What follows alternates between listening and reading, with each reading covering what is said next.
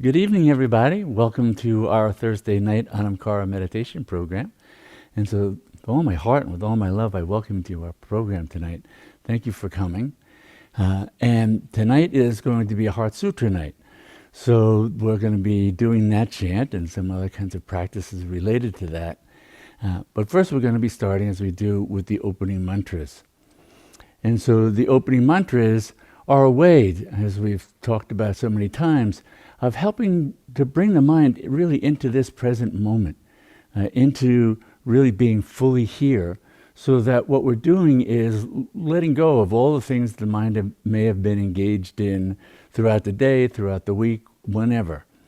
And so the power of mantra, the power of chant, to help bring our mind right here, right now, with clarity, with openness, with the spaciousness of pure being, really your essential nature, your true nature. And that's what all the practices across traditions really are about, is bringing us home to knowing that in its fullness. In the same way that we, know ourselves and think of ourselves as a man, a woman, playing this role, that role, whatever those things may be, we have a certainty about that. We have assuredness about that. Well, we want that same certainty, that same assuredness about knowing ourselves as the infinite, the boundless one. So we're adding to that sense of limitation the direct knowing of our infinitude. And then the wisdom of that informs the limited mind, its actions, its feelings, its thoughts, everything like that. So the practices take us home to the self, and then the self illuminates our entire life, and it illuminates the mind in ways that the mind couldn't even imagine, and brings the light of wisdom, the light of compassion, the light of love, the steadiness that are the qualities of our boundless nature into the moment, into the mind, into the body, into our life. So we'll start with the opening mantras.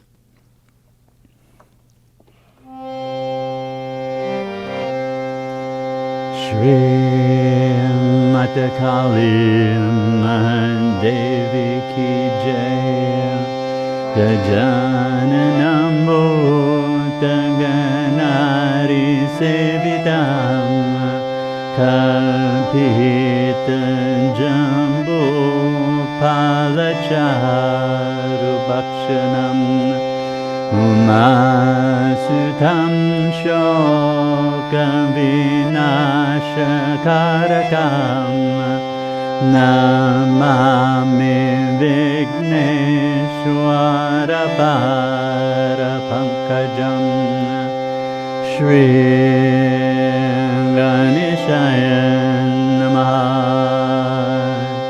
Shri Ganeshaya Namaha Shri Ganeshaya Namaha.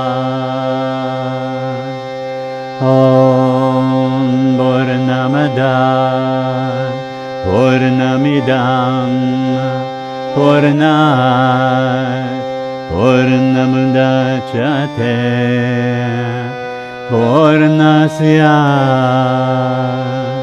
Purnamandaya Purnamevavanshishyate. Om Shanti Shanti Shanti. Shri Mata Kali Devi Ki Jai.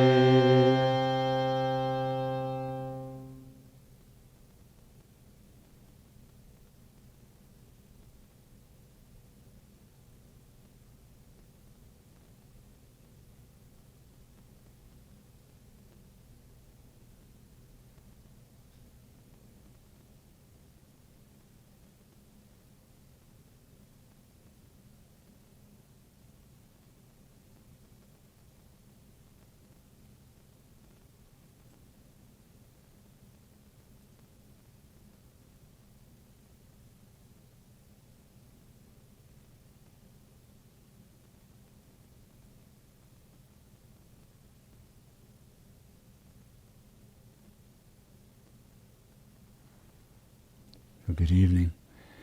Once again, with all my heart, I love you, and I welcome you to this program this evening. So good of you to join us and to bring your sublime nature. I mean, that's part of what makes this so unique of a time, is that we can gather consciously, bring the fullness of our presence and opening the doors to the awareness of the fullness of that presence, the divine presence, the boundless one, the one beyond names, beyond concepts, beyond everything. And really the practice tonight of the Heart Sutra is a direct kind of invocation of that way of knowing the truth of who we are beyond everything, and coming to rest in that. And so it's a text that when we chant it, and we do it as we've done in the past, in English. And then at the end, there's the Sanskrit mantra, sort of the summation, the mantra of this Bhagavati Mahaprajna Paramita Hridayam, the official name, the great goddess, this deep, profound wisdom that gives birth to all Buddhas, gives birth to that direct knowing. And that when we go into that and chant that, we're invoking that. We're helping our mind become attuned to what's already fully present. And so tonight, I'm going to start with kind of a dharana. A dharana is a meditative kind of technique. And so I'd like you to get comfortably seated and close your eyes and allow your awareness to rest inside. And as you're there, just start to begin by just noticing your breathing, noticing how the body feels, and just inviting your awareness to simply be detached and watching. You're watching the flow of the breath. You're watching what goes on in the body. There may be sensations, there may be feelings, all these different things that happen in this greater field of awareness. So that field of awareness is luminous, and it's really what allows us to experience the particulars that come up in that field, a thought, a memory, a feeling, a sensation. So as you're resting in that just wide open, spacious field of awareness, that's what Buddha is talking about as he first starts to open up this text, this teaching that he was giving, that we call the Heart Sutra. And he's starting with, and here your eyes are closed, your awareness is just noticing what he described as 5 skandhas. And the 5 skandhas, skandha means heaps. There's sort of 5 categories, 5 lumps that we can, in a sense, describe as what we're experiencing in that wide open field of awareness. And the first thing you can notice might be form. And by form, that's one of the skandhas. By form, it's meant, the eyes, the nose, the ears, the mouth, the body. This is the most concrete form that we tend to be identified with. So our awareness just is now detached and just noticing, there's those sensations. There's the body. There's the form that the body takes. Right? And we can have the experience of that form. With that experience, we're also noticing the second skandha. The second skandha are feelings. So it's another category of ways of just looking and going, there are feelings there. These can be sensations. These can be feelings that some are pleasurable, some are painful, some are neutral. But your awareness is just noticing, that detached awareness. In many ways, it's Shiva consciousness. It's witness consciousness. It's the awareness of just noticing sensations and feelings as they arise in that space of awareness and then dissolve and disappear, to be replaced by another feeling, another sensation. So you're just noticing that the skandha of sensations is directly knowable, directly perceivable. In fact, that brings up the next skandha, which is perceptions, the sort of the general notion of all kinds of perceptions, of all the different senses. We perceive sounds, You might perceive something in the room where you are, or something outside. You might perceive the absence of sound. You might notice visual perceptions, even with eyes closed. There's often a play of lights or shadowy kinds of images moving through your visual field. So these are all those different kinds of perceptions based on sensory information or the memory of sensory information. And then the next formation, the next skandha that Buddha was talking about are really the mental formations. So those will also include concepts, ideas, thoughts about direct perceptions, thoughts about a sensation.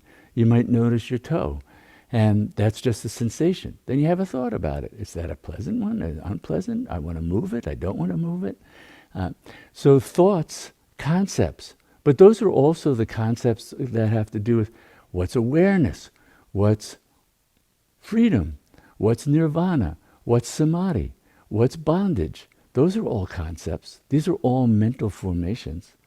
So all kinds of those mental formations, that skandha, can move through that inner sky of awareness. And you're there, that Buddha mind, that Buddha awareness, that wide open, spacious, self-luminous field of awareness that illumines all of those skandhas, those forms, but without identifying with them. Identification is another mental formation. So we can see, oh, my mind got identified with that thought, that perception, that feeling. What you're noticing is part of the mental formations and how the ego mind and our sense of limited self is constructed moment by moment. All this is unfolding just as you sit there with your eyes closed, just noticing this boundless, spacious field of awareness where these things are arising and subsiding. Now, the fifth of the skandhas is the consciousness of all those limitations and the identification with it. So the fifth skandha, in a sense, is limited I awareness. It's the limited I awareness of the ego mind. That consciousness is also illumined by this larger field, free of any identification, any limitation. But it illumines, oh, there's this form in that field, in that mental formation, saying, oh, I'm conscious of this, I'm conscious of that, I'm not conscious of that, I'm conscious of this other thing. I'm conscious of perceptions, now a feeling, now a thought, now a memory. That little I awareness, that limited consciousness, is another skandha. And so the 5 skandhas that Buddha talks about at the opening of the Heart Sutra are these ways of perceiving and experiencing what is coming and going in this infinite, spacious, self-luminous, unidentified, unlimited, unbound field of awareness. Even the concept of a field of awareness falls as a skandha. That's a concept. It's the best we can do to try and communicate what we can perceive. But that awareness isn't a concept of awareness. It's the awareness itself. So the Heart Sutra and what it is helping to invoke is that knowing, that awareness, free of identification with anything. Anything. No matter how expansive or how limited, how infinite seeming or contracted, all of that. All of that. So literally all of human experience falls in those 5 heaps, the 5 skandhas. And so when you're sitting there and your eyes are closed, and now I'm going to invite you to open your eyes. Still the 5 skandhas. Still that field of awareness that now is perhaps more dominated by our visual field. That's part of how the brain works. When the eyes open, our attention goes to visual forms. Well, those are forms. Now we're seeing all the different forms, not just the body form, but all the forms that are around us. Now we're perceiving all the different sensory domains. So these are the ways that Buddha was talking about being able to step back and say, oh, those are just the skandhas. You could just call it one skandha. It's all mental stuff. It's all mind-born stuff. Just that skandha. But you can differentiate it and say, no, there's 5 skandhas. Doesn't matter. Neither are real. They're just concepts. The Heart Sutra is an invocation of that boundless, beyond words, direct experience of what is. Just what is. It includes the illumination of these ephemeral forms coming and going. It doesn't exclude them. Those are the particulars of experience. The infinitude of experience. The closest we can sort of point to, symbolically, metaphorically, is space itself. Space that holds all forms. We know that, even physical forms, mostly empty space. 99.9999% empty space. And what's there? Little tiny threads of energy. Nothing solid. Nothing at all. Not the body, not what you're sitting on, not even the earth itself. Not the planets, not the solar systems, not the galaxies. Empty, empty. Just energy, giving the illusion of solidity, giving the illusion of solid form. So the Heart Sutra is a way of sort of negating the ordinary mind's habit of taking all that as real, becoming identified with it, and caught in the drama of these ephemeral skandhas coming and going. So when we chant, meaning in unison, we read the Heart Sutra aloud, you'll see that's what Buddha is talking about. And then he's actually going through what the skandhas are in the text itself. So when he's saying no eye, ear, nose, tongue, body, mind, well, those are the skandhas. So he starts to enumerate them. First he starts at, all 5 skandhas are empty. That alleviates all suffering and distress. Because if you don't take them as real and become identified with them, they're empty. They're ephemeral. They're coming and going. What's the ground? What's that unspeakable, unutterable consciousness, awareness that holds all that? That's what we want to know. So the practice of the Heart Sutra is the practice of going into that. And as a practice, it's, there's when you're chanting a text like this, and my teacher Swami Muktananda used to talk about, this is also a form in the yoga tradition. It's called swadhyaya, self-study. Self meaning the boundlessness. It's a way of studying, in other words, really looking at and becoming fully engaged in that. But the practice also demands a certain kind of discipline. So it's different than like last week we were doing kirtans. And kirtans, you rock and you sway and this and that. When you're doing swadhyaya, when you're chanting a text, well, that's a yogic practice. And posture is part of it, right? So asana, what's your posture as you approach a sacred text like this to chant? You want your posture to support clarity of awareness. So we want to have that kind of physical presence. We want the posture of awareness also to be one that really is respecting and revering what's being given, what's being transmitted through the mantras, through the text. So this is a practice that also demands that kind of mindfulness to really get the fullness of what it offers. So as a practice, we sit, we hold the chanting sheet. And then when you're looking at it, that's called tratak. That's a yogic practice of focused attention through the eyes. So you're not chanting and wandering around and awareness is going here and there. No, this is a practice. We bring a certain kind of discipline and focus to it. So that's what we bring.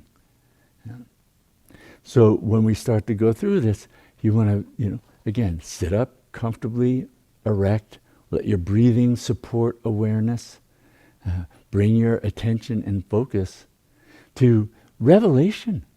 This is revelation. If we have that sense, that awe, that reverence, that what we're being given in this moment is the sublime revelation of our own highest Bodhi nature, Buddha nature, enlightened nature. That's what Buddha was and continues to transmit down through 2,500 years through the text of the Heart Sutra. What a gift. So we want to be in a place to receive that gift. So we'll chant through the Heart Sutra and we'll go through it 3 times, reading it aloud. And then at the end, we'll be doing the gate, gate, paragate, parasamgate, bodhi, swaha. Gone beyond, completely beyond. Hail the goer, the bodhi, the enlightened one. Swaha, so mote it be. And we do that, as you know, with a drum. And then it comes to a bit of a crescendo, and then we just sit. And in that stillness, anything that arises, now you know. It's just one of the 5 skandhas. Not who you are. Doesn't demand any engagement. Doesn't demand any involvement, any identification. Even when you notice the ego mind becoming identified with it. That too is just one of the skandhas. You just go, oh, that too. And that skandha is operating. And then another one. And finally you just let them all go. Even if they're, playing along on the side. The infinitude, the spaciousness of absolute being is so irresistible. It's so inviting. Because it's not an abstraction. That spaciousness is suffused with also what Buddha called the 4 immeasurables. The boundlessness of compassion. The boundlessness of wisdom. The unshakable equanimity. And the boundless joy, the rapture.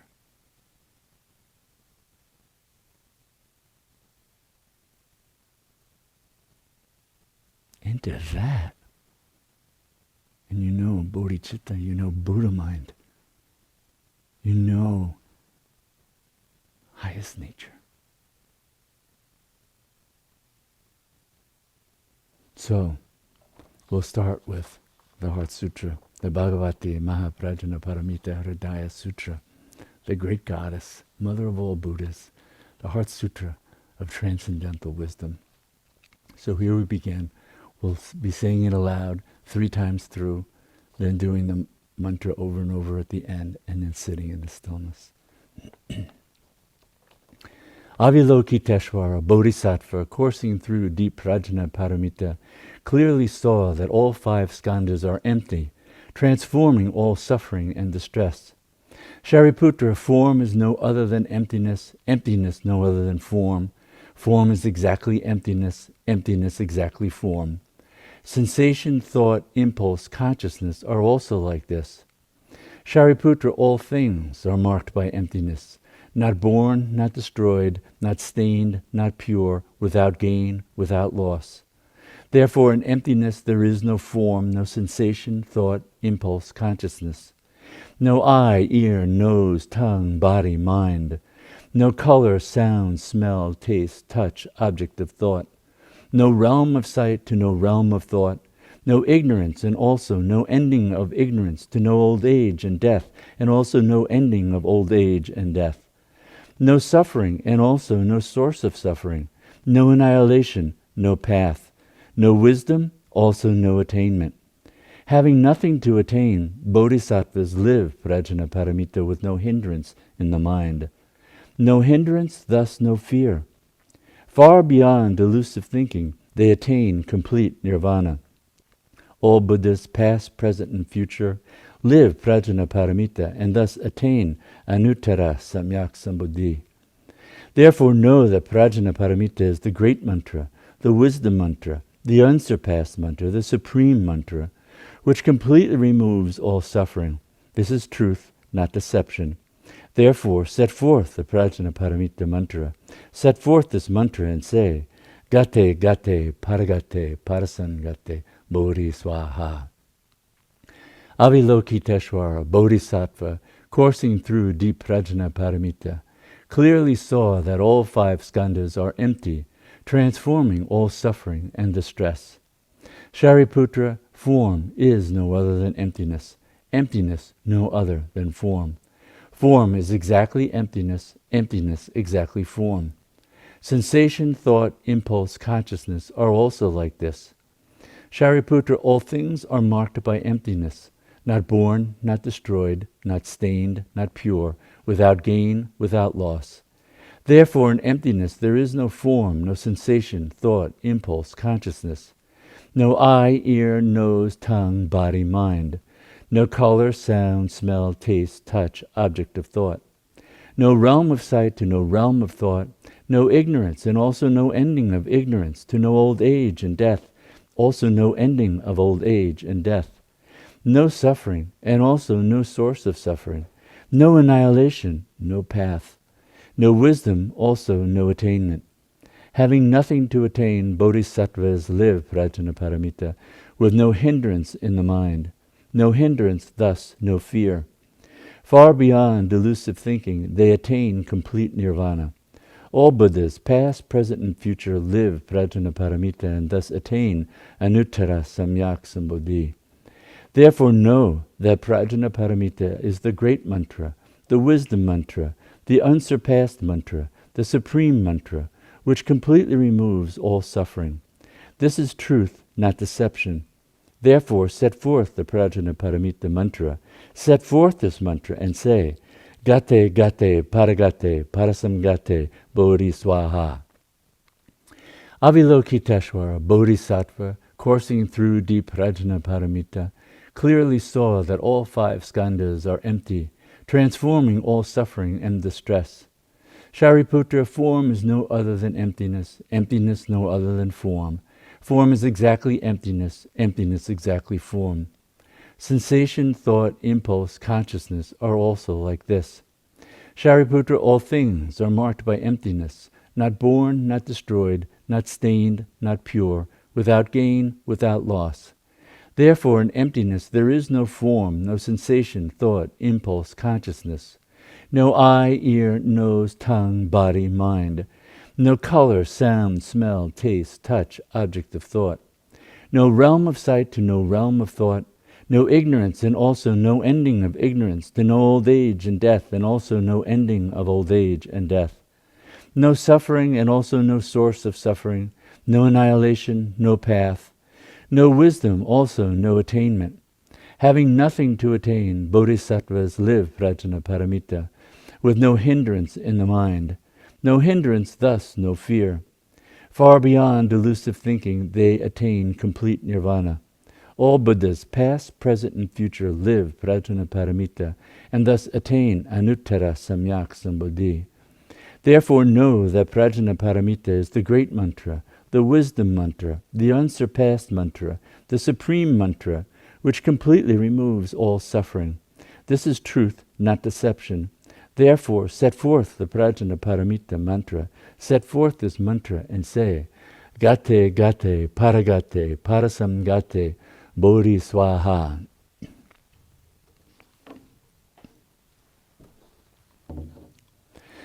Gate, gate, paragate, parasamgate, bodhi swaha. Gate, gate, paragate, parasamgate, bodhi swaha. Gate, gate, paragate, parasamgate, bodhi swaha. Gate, gate, paragate, parasamgate, bodhi swaha. Gate, gate, paragate, parasangate, bodhi swaha. Gate, gate, paragate, parasangate, bodhi swaha. Gate, gate, paragate, parasangate, bodhi swaha. Gate, gate, paragate, parasangate, bodhi swaha. Gate, gate, paragate, parasangate, bodhi swaha. Gate, gate, paragate, parasangate, bodhi swaha.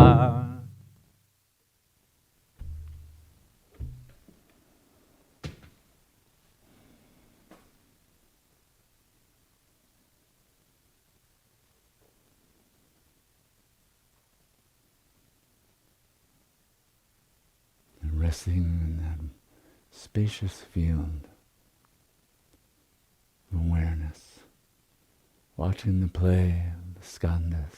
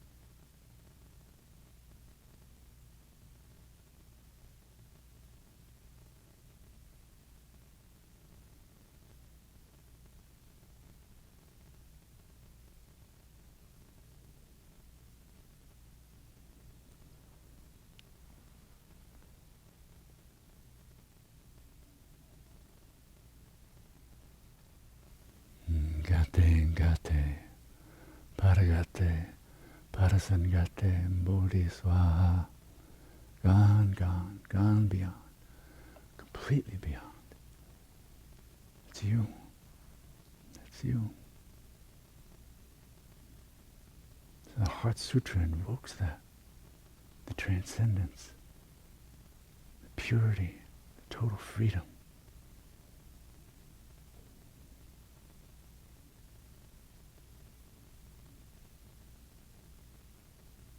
It's born of Bhagavati, the great mother. So she gives birth not only to that transcendence, sort of the logos. There's also the connectedness. There's eros, there's Tara, Tara. The feminine face of that boundless one. Tara. That's you. Bring your boundless compassion, your boundless love. Bring your wisdom, your strength, your equanimity into the world to serve all beings till all are free.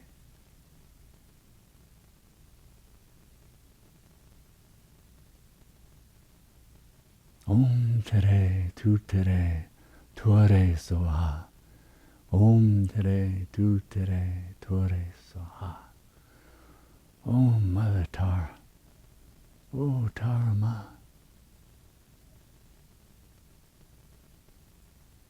Pour that boundless compassion, that boundless love through us into this suffering world. That may we endeavor to set all beings free of suffering. Om Tare Tuttare Ture Soha. So we're going to be chanting that mantra for a bit. And just rest in that facet, that face of the infinite. Om Tare Tuttare Ture Soha. And then we'll sit in that divine embrace. Tara embraces all with love. Her very nature. It's your very nature. Om Tare Tuttare Ture Soha.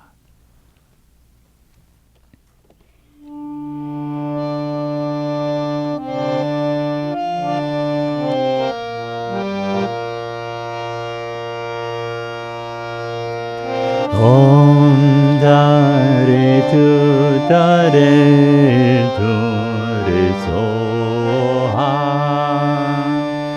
Om Tare Tuttare Ture Soha. Om Tare Tuttare Ture Soha. Om Tare Tuttare Ture Soha. Om Tare Tuttare Ture Soha. Om Tare Tuttare Ture Soha. Om Tare Tuttare Ture Soha. Om Tare Tuttare Ture Soha. Om Tare Tuttare Ture Soha. Om Tare Tuttare Ture Soha. Om Tare Tuttare Ture Soha. Om Tare Tare Tuttare Ture Soha. Om Tare Tuttare Ture Soha. Om Tare Tuttare Ture Soha. Om Tare Tuttare Ture Soha. Om Tare Tuttare Ture Soha. Om Tare Tuttare Ture Soha. Om Tare Tuttare Ture Soha. Om Tare Tuttare Ture Soha. Om Tare Tuttare Ture Soha. Om Tare Tuttare Ture Soha. Om Tare Tuttare Ture Soha. Om Tare Tuttare Ture Soha. Om Tare Tuttare Ture Soha. Om Tare Tuttare Ture Soha. Om Tare Tuttare Ture Soha. Om Tare Tuttare Ture Soha.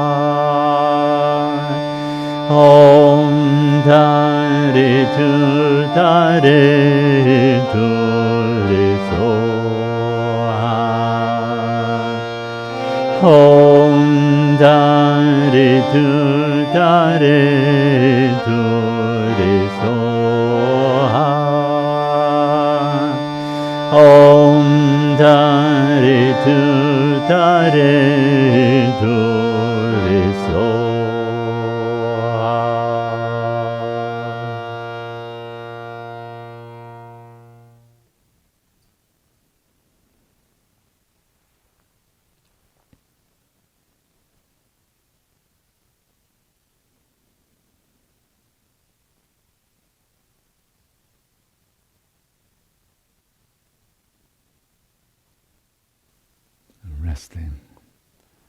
Resting in the loving embrace of the divine.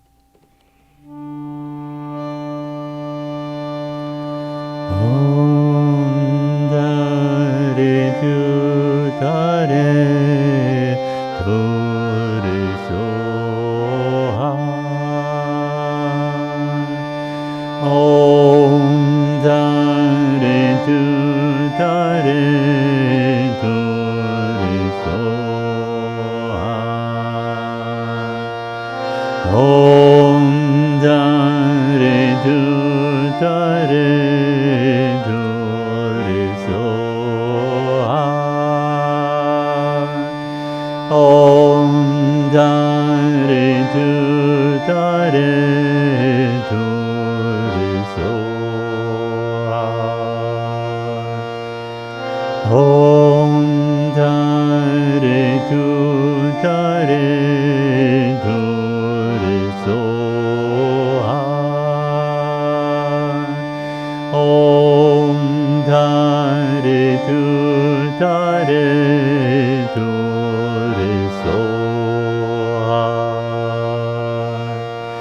Om Tare Tuttare Ture Soha.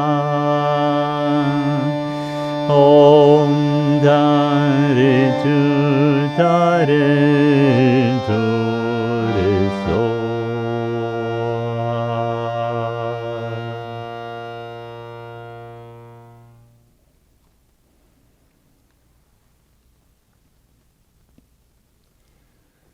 We end with this prayer. That may all our practices truly benefit everyone, and may all beings know complete freedom from suffering. Namaste.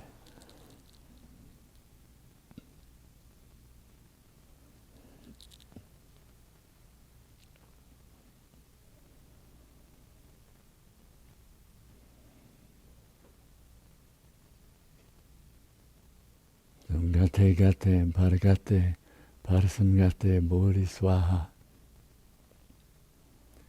Coursing through the prajna wisdom, clearly see all five skandhas are empty. Empty means ephemeral. They just come and go. They have no core substantiality. And that gives us the freedom to step away from them, to get free of the suffering, and then realize our boundless nature of compassion, wisdom, equanimity, and joy.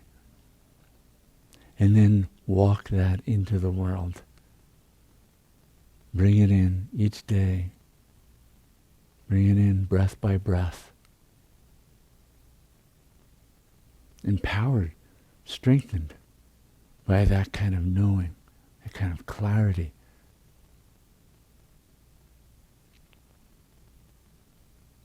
So I want to thank you for bringing your sublime presence, your commitment to being the truth of who you are, doing practices in whatever ways you do them, so that you're empowered to walk that into the world, to live that moment by moment, to have your mind, your heart, your body informed by that loving presence, your highest nature. Well, thank you, thank you. And thank you all for the many ways that you support Anamkara and share our e-newsletter and YouTube channel and videos, and thank you for your donations. It makes this possible. So thank you with all my heart. Thank you.